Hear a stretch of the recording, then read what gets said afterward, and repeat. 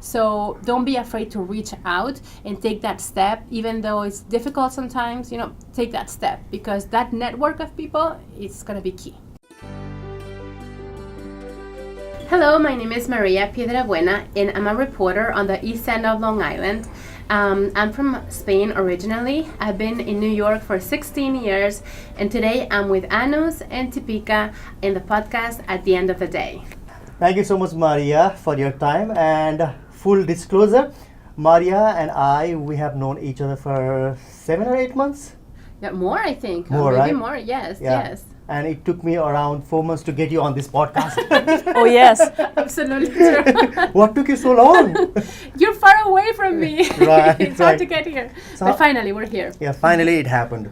Yes, I'm very glad to be here. Thank you very much for inviting me. You guys are doing great things together, so I'm very glad to be a part of that today. So I was talking to you over the phone and I was talking to you over the email, and you told me that you were the only Latina in Stony Brook University when you were doing your undergrad.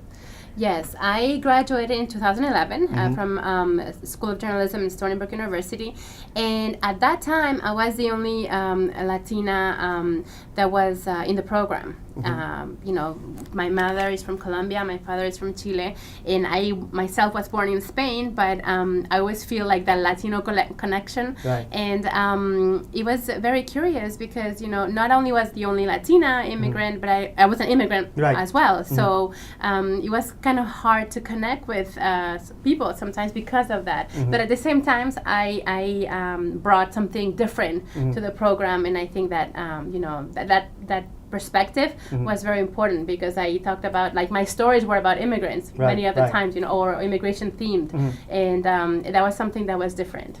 Yeah. Do you remember what specifically you did so that you, what is the right word, acclimatize yourself in the university? I remember once I cooked like a Spanish dish and brought it to class, and this is like what we eat in Spain, and everybody was like, "Oh, that's great!" Like, well, you're weird, but great, Okay. That's interesting. Yeah, so things like that. You came when you were in your 19. You were 19 years old 19, when you came to the US, yes. and as you were acclimatizing and as you were making friends in the Stony Brook University, what was your biggest culture shock? My biggest culture shock, there were many. There were many. Being far, I actually, it was hard for me to, like in Spain, everybody is very social. Here, everybody's like in their own bubbles. And that is something I really noticed, when I came. Like, we gather around like public squares in Spain, and like you just have a cup of coffee for hours and you just hang out with friends. Here's like everybody was, class to their cars or to their place. It was very much, much more everybody in their own bubble. So I had to kind of adjust to that. Like, it's not normal for people to just touch each other, hang out for a long time, and just sit down with like one cup of coffee for 3 hours. Just no, you just drink, and go, that's it, And you learn to make friends in other ways, like through a project or things like that. Like people are more used to working together, I think, here maybe, but You not mean- socializing together. Got it. You mean like when you are at school or when you are at university, your teacher, your professor assigns you group projects. So you are Yes. forced to work in teams. Yes, yes. And that actually also allows us an opportunity to get to know each other better. Yes, yes, exactly. And I actually that's very different from Spain, because in Spain I went to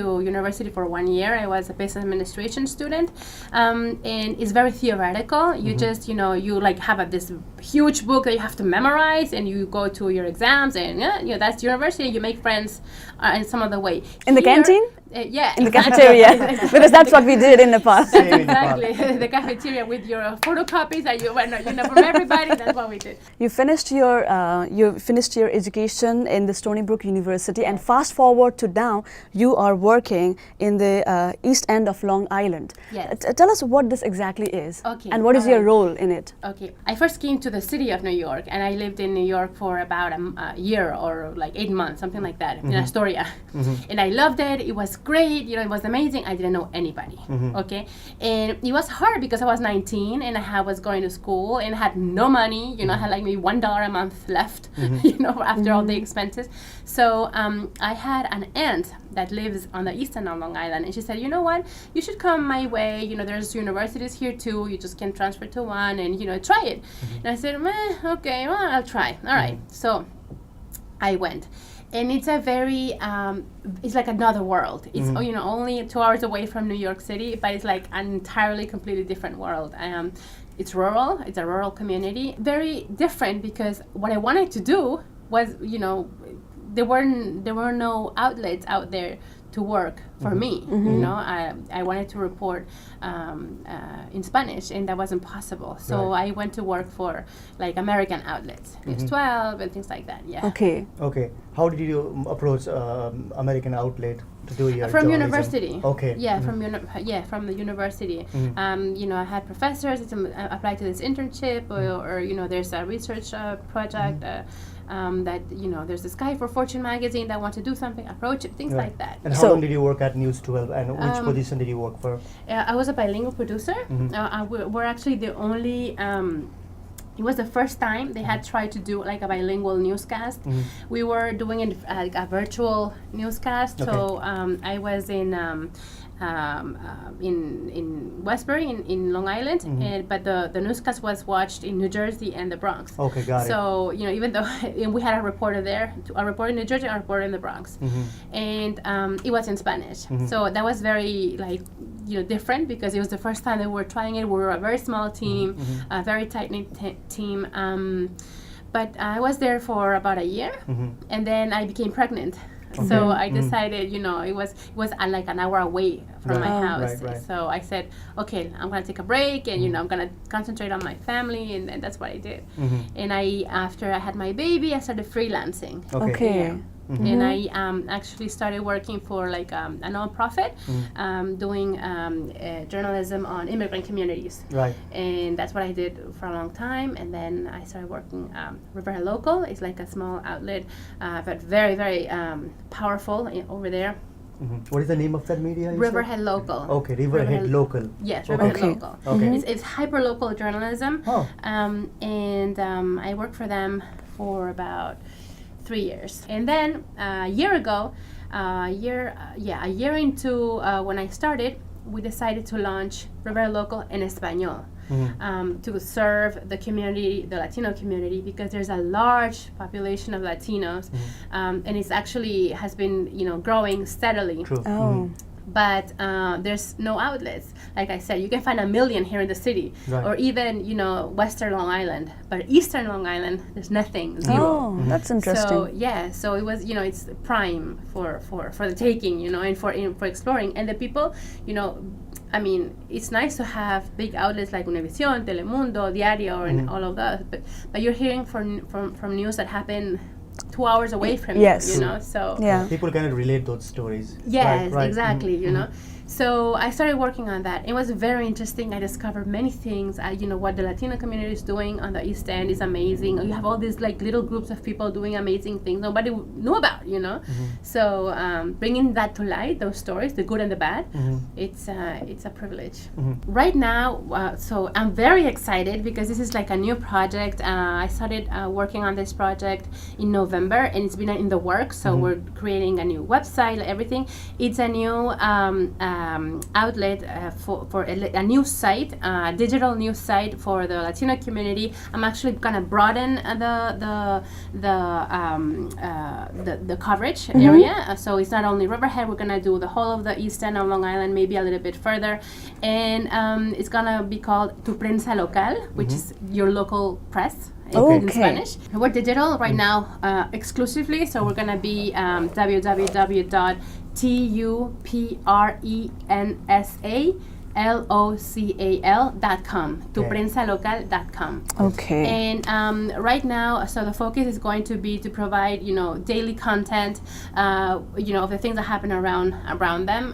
For example, from government news to immigration news to, like I said, the features, everything else. But we're also going to have an area for specifically for new immigrants or for the immigrant community. For example, how to get a library card, how to adopt a pet, how to register your kids, how to get all those little things that True. Everybody gives for granted, but Yes. when you come here, you're like, I have no idea how to do this. Yeah. So in those little guides, I think they're going to be very popular with people. One of the reasons I did this, I mean, I could go, and work anywhere else. Like, I could do that. Like, it's one of the things that I thought about. Like, what do I do?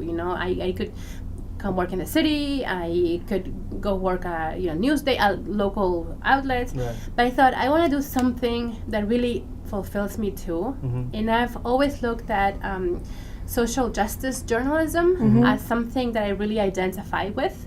So if I can do something that not only is of good, for the community, that it is good for me in the sense that I'm doing something that I love, but also, can help people and really, really highlight what's going on. I'm all for that. So it's a project, it's a dream. Let's see how it turns out. But I'm really gonna try. Right. Since you are so excited about this project, we can see. I mean, I can see that the project is going to take a really good shape. And how Thank about you. we do this? How about you give a message to the Latina speaking community in your language about your upcoming project, a line. Yeah. Sure. And why should Yeah. they, go to that website? Yeah, you can look at the camera and then do Yeah. that. Thank you. Yeah. Camera is all yours Okay. in Spanish language. Yeah, but make it brief.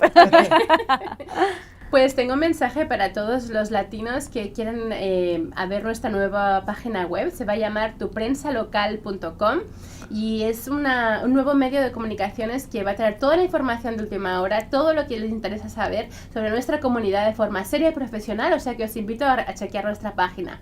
Gracias. Gracias. for non-Spanish community, what did you just say? I just said that I invite everyone to check out our new website, which is going to be on in about 2 weeks or so more.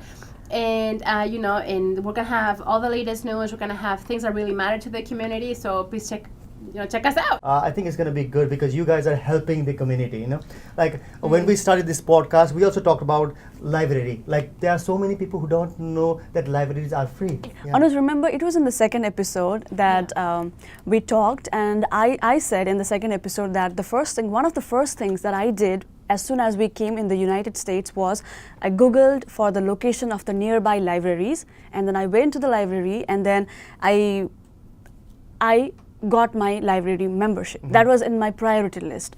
So that is how I became a member at the Queens Library and the New York Public Library. And it is very interesting. After listening to the second episode, we had an audience who texted us and said that she has been here in the US for nearly 3 years, but she had no idea that libraries are free. Yeah. Wow, that's incredible. Yeah. That's why it's so important to put this out there. Yes. So Right. people realize, that there's all these resources in the community. They exist. They're free most Right. of the time. Especially the city of New York. It's like Right. amazing. Yes. Right. So that's why it's so important to put that out there. I mean, libraries have programs. I tell my family sometimes in Spain, oh, I just did yoga for kids, free. I'm like, what? Free? Yes, free. In the library. Yeah. They're really cool.